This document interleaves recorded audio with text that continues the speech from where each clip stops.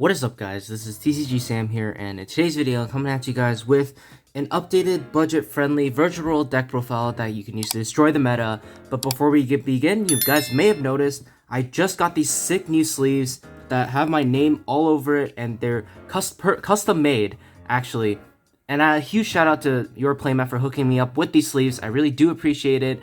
If you guys are interested in getting your own sleeves or custom playmat like this, then be sure to check out Your Playmat. Your Playmat allows you to create your own fully customized card sleeves, playmats, tabletop mats, or even mouse pads with shipping worldwide. In addition, you can further enhance the designs of your sleeves or playmats with their premium editing services, or customize the border of your sleeves, making it all the more special.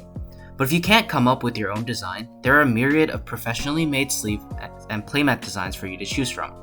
If all this sounds like something you'd be interested in, be sure to use my affiliate link in the description below, or use code SAM10YP, that's SAM10YP, at checkout for 10% your entire order while helping to support my channel.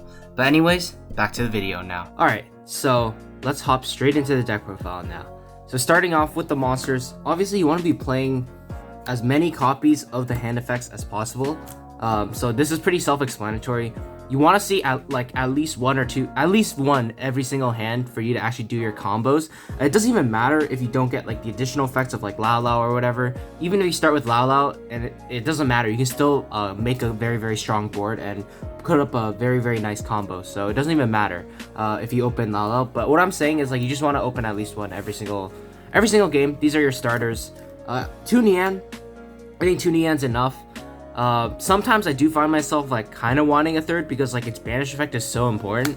But the thing is, even when you banish it, you can always put it back with a card like Shen Shen. When it battles, it can return a monster from the banish to the graveyard. So you can essentially keep looping Nians and banishing Nians to shuffle back banish cards from like Desires or whatever. And is just really good.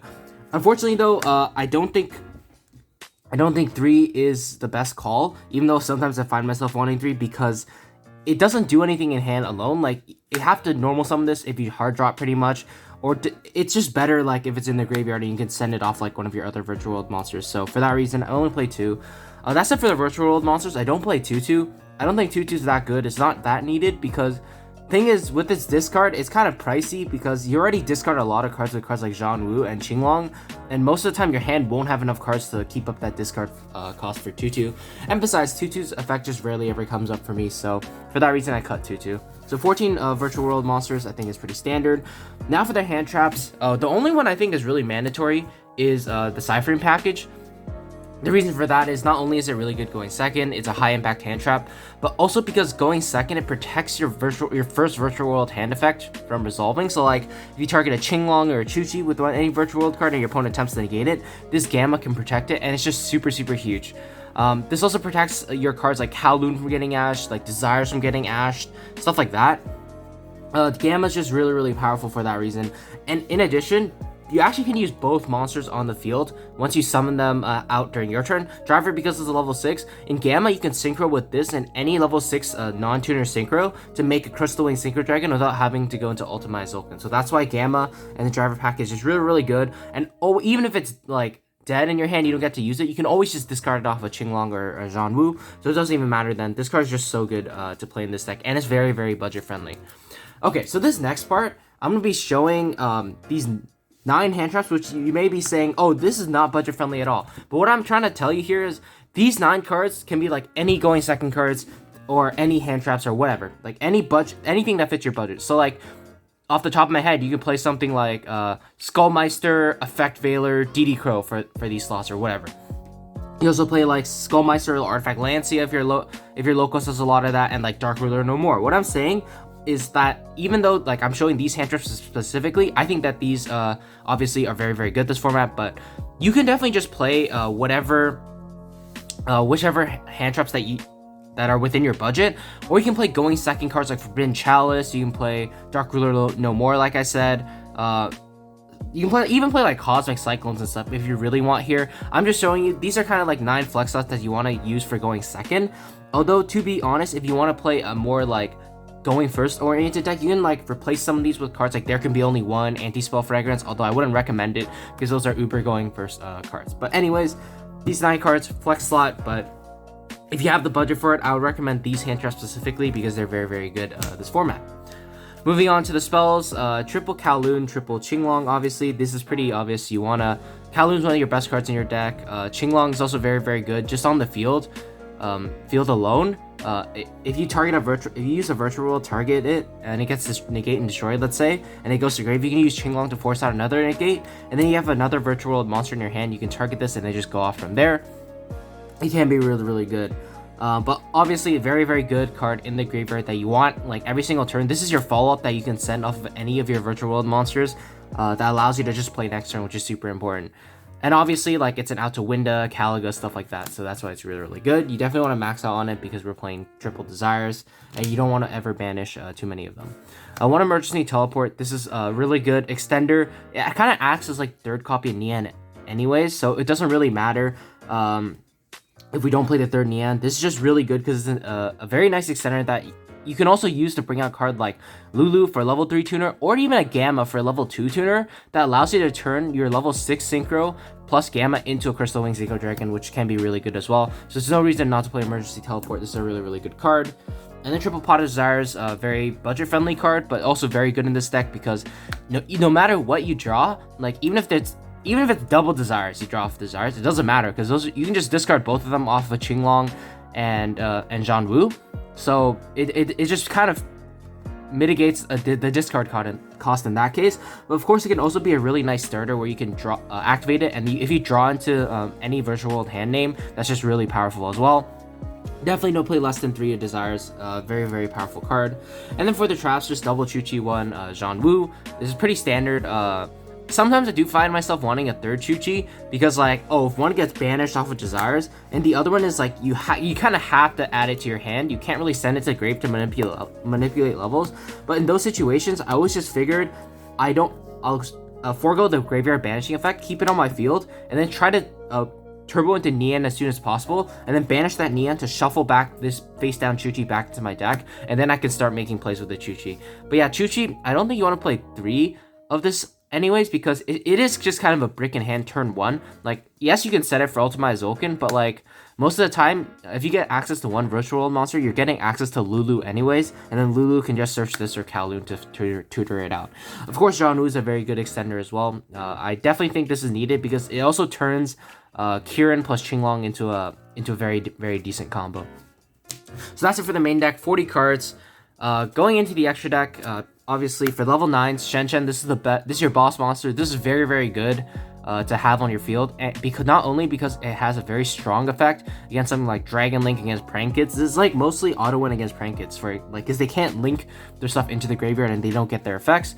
It's also a very, very nice follow-up that you can just summon from your graveyard for free, because like by then you'll have thrown so many monsters into your graveyard, be it hand traps or other extra deck monsters or just virtual world cards. You can just summon this back for free, and it's a monster you can target with your other virtual world names, which is very important. Vermilion Dragon Mech, this is also very good. It turns your Kirin plus Qinglong into a very nice combo, but also Vermilion Mech is a very nice removal card that isn't a hard once per turn. So if it goes off the field for something and you bring it back with like Cloud Castle, you can use its effect again as long as you have a tuner, and of course this effect is just super, super powerful. Next I play Krishan Korya and Gandrax. So the reason I play this is because I'm not playing Zeus in the extra deck because it's a budget friendly deck. This is just super expensive, although it's really, really good. Krishan Korya and Gandrax, for those of you who don't know, if it's Synchro Summon, you can target monsters your opponent controls and or in their graveyard up to the number of Synchro materials used for the Synchro Summon of this card. And since you need a minimum of 3 monsters for this card, you're banishing 3 monsters from their field and or graveyard. So that's like an aerial plus like 3 Enter Blathners or something on the field. This is actually insane how good this card is. Not only that, but a lot of the times you can actually just make this off a single Lao Lao. If your graveyard is already set up with Nian and Gigi, you just send like Chuchi, summon it out, bring back Gigi, Nian sends itself out, Chuchi lower the level of Lao Lao, and there you go, 2 tuners plus 1 non-tuner for this card. And you can banish 3 monsters, which is just absolutely insane against every single deck out there. Like against Drytrons, you clear out all their follow-up. You can break Dragon Link boards as well after they've used up their negates, or if you Dark Ruler them, this is just a really, really good way to get rid of their board. I definitely think this card is super, super powerful. Not only that, if it gets destroyed by battle or card effect, you also get to bring back 1 banished monster to your field, and that includes your opponent's monsters as well, very importantly.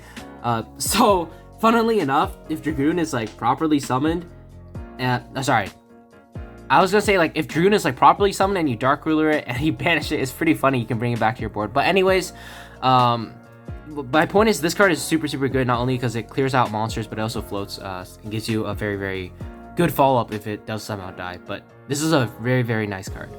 One Cloud Castle.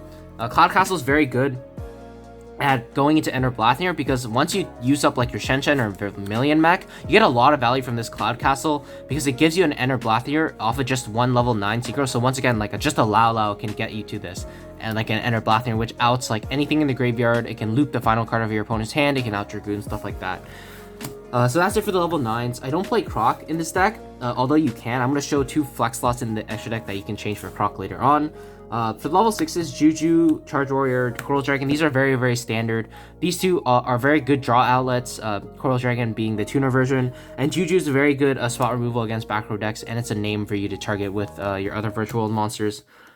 And then you want to play the Ultimate Zulk and Crystal Wing package. I definitely think this is very good in this deck. It lets you play around Nibiru a lot of times on your 5th summon or before your 5th summon. Like, if it's on your 5th summon, they have to Nibiru Ultimate Zulkin, and then you usually still have other virtual world monsters you can play through at that point. But if they don't, Crystal Wing comes out. Not only is it out to Dragoon, but it also is just a very powerful negate that can negate and destroy.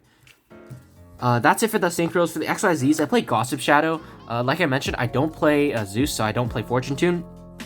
Gossip Shadow, you can play Breaksword over this as well, but I like Gossip Shadow because essentially, 1, going first if your hand is good enough, it can be used to protect against hand traps. But 2, going second, like if you just make this onto a board, it essentially nullifies one of your opponent's negates, because if they use it, you just chain Gossip Shadow to essentially negate the effect. And I kind of like it for that reason, although you can definitely play Breaksword in this slot just as another form of spot removal. That's the only rank 3 I play. I find myself going to rank 6s a lot more because I think they're a lot better.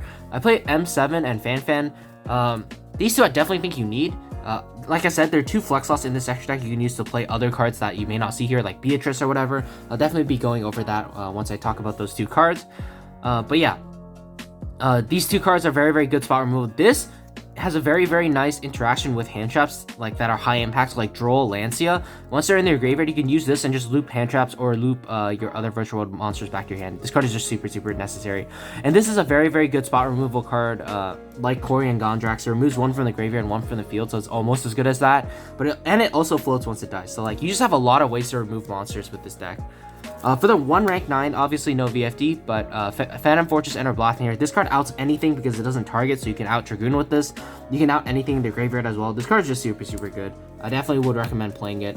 And the final 2 cards, in this budget build, I actually opted for Muddy Muddragon and Calico because these, if your opponent doesn't have out to it, it's usually auto win because you can protect it with a card like Chuchi. So you have like Shen Caliga, or like Crystal Wing Caliga plus Chuchi, and that's like usually very unbreakable for your opponent.